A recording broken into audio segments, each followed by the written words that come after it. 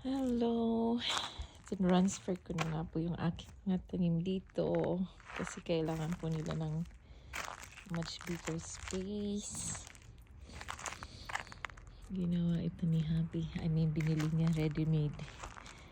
Yung mga kahoy, pinatouch na lang. Ito dito. Yung mga kailangan, pwede ka nang bumili ng ready-made. Tapos yan yun na. Nagtanilim po. Yun, nilipat ko po yung aking jalapeno. Tsaka mayroon na akong mga sibuyas. Tsaka yung talong ko nilipat ko na rin po. Hindi ko pa nilipat ng iba. Bibili kami ng one more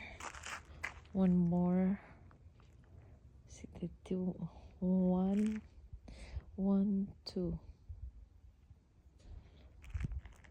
one, two, three, four, five. At least five na ganito pa.